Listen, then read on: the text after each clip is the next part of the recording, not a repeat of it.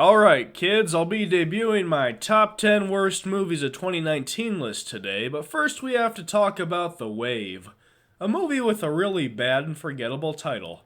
I've been calling it The Wall this whole time because that's a tough title to retain in the brain. The movie stars Justin Long as an unlikable insurance lawyer who goes on an all-night bender with his buddy Turk from Scrubs on the night before his shot at a big promotion. During the night, he meets a mysterious woman named Teresa, and they take an unknown hallucinogenic drug from the guy from movie number 5 on my worst list. He wakes up the next morning and Teresa has disappeared. So, with the drug's mind-bending effect still kicking in periodically and ruining his day, Long must find Teresa and find out how to come down from this awful trip. I liked The Wave starting out. It sort of reminded me of a dumb stoner version of After Hours with all the eccentric characters running around. But it definitely got worse as it went along and became a new age morality tale in which the universe teaches Long that he's a corporate piece of garbage that takes advantage of people during the worst times of their lives. It didn't earn that big tonal shift in my opinion. Long's character was too unlikable for me to care if he learns his lesson, and the film felt more and more like a college student screenplay that tries hard to be deep but is as shallow as water in a frisbee. The performances were okay and the film had a decent visual style to it, but overall, I was pretty underwhelmed by The Wave. I'll be giving this film a 4 out of 10. And now, without further ado, here are my picks for the top 10 worst films of 2019. Now keep in mind I didn't see every single film that came out last year, so if there's a film that you think should be on here and that isn't, I probably haven't seen it. For example, Playing with Fire isn't on here because that seemed like such an obvious waste of time I didn't even bother. And Cats isn't on here because I don't watch pornography. Okay, here we go. Number 10, Jay and Silent Bob reboot. Kevin Smith's slump continues with a film that isn't as unwatchable as the legendarily awful Yoga Hosers, but is still bad in its own right. Smith's idea of satirizing Hollywood reboots seems to be to take all the elements that people don't like about reboots and cranking them up to 11. And this results in a narcissistic mess of recycled plot points and jokes from his earlier films, meta-humor, and a non-stop parade of cameos. This all could be forgiven if the film was at least funny.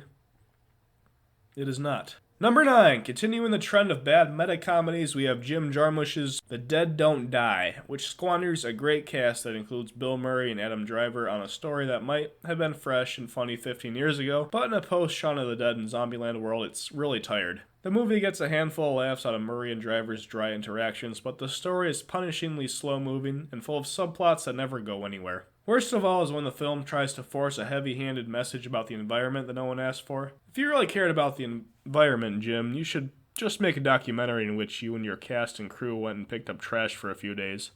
Start with this movie. Number 8. Coming in at number 8, we have the Nicolas Cage action movie Primal. I did a review of this one if you want to check it out. The premise of deadly wild animals running around on a ship and causing chaos could potentially lend itself to some B-movie fun, but the movie is incredibly cheap and it focuses on the wrong things, namely Kevin Durant's villain, when more fun could have been had just watching Nicolas Cage fight monkeys and a jungle cat. Number 7, Kill Chain. So a lot of you probably may not have heard of this one. I don't think it's even received like a proper DVD release or VOD. I've only been able to find it on Amazon Prime. This is another Nicolas Cage movie, one that begins as sort of a thriller version of Richard Linklater's Slacker, in which assassins kill other assassins, and every time a new person is killed, you follow the person who killed them until they are killed, and you go on to the next person, and so on and so forth. They drop that gimmick early, though, and it turns into a boring noir film with a cast that seems to not want to be there. Number 6, Trading Paint. If any of you are wondering if The Fanatic is on here, the answer is no. That movie was bad, but it was far too entertaining to make an appearance on this list. I did make room for Trading Paint, though, which is a boring and cheap-looking racing movie with a melodramatic storyline and poorly staged racing sequences. In terms of Travolta films that came out this year, I'd rather watch The Fanatic 10 more times before I revisit this one.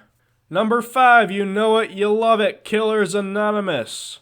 I did a full review of this one, so check that out. In short, it was a subpar Tarantino knockoff with a fundamentally broken premise. This doesn't work, and there is no way that it could work due to the fact that an Alcoholics Anonymous type support group for hitmen is a terrible, terrible idea for a movie. Number 4, Captain Marvel. I did not enjoy this film, and since it's been such a topic of controversy, I will leave it at that. Number 3, Men in Black International. Although it's probably not as bad as Men in Black 2, this movie was, in my opinion, the biggest disappointment of 2019 besides maybe It Chapter 2. Like The Dead Don't Die, this movie wasted a really great cast, and like the Jay and Silent Bob reboot and that Star Wars movie that is not on this list, it didn't take the series in any new directions. It was simply a forgettable waste of time. Number 2 is Steven Seagal is General Commander. It wouldn't be a year-end worst list without a Steven Seagal film, now would it? I had planned to do a Nuke the Shark review for this one, but I had so little to say about it. It's bad in all the ways that Steven Seagal movies always are. Seagal is too fat and lazy to be an action star, and the fights are cheap and poorly staged. Seagal himself seems to be improvising in his many nonsense monologues, and it was just not a good film. And my pick for the number 1 worst movie of 2019 is... dramatic pause... The Silence. Another terrible science fiction film from Netflix. The Silence rips off the premise from the far superior A Quiet Place, just like Bird Box stole a lot from the comedy classic The Happening, and sends Stanley Tucci and his family on a quest to escape from blind monsters that operate by hearing. This movie was trash. I felt every second of its 91-minute runtime. What could be worse than a thriller with no suspense? The only thing keeping me engaged is counting how many times Stanley Tucci said, okay, during the film, because it's like every other thing he says. He was awful in this movie. One of the worst performances of the year in the worst movie of the year. And that's it, kids. I'll make a list of my favorite movies of 2019 at some point in the future. Anyway, I hope you enjoyed this list, and if you disagree, please leave a comment about how stupid I am. Take care. Love you. Bye.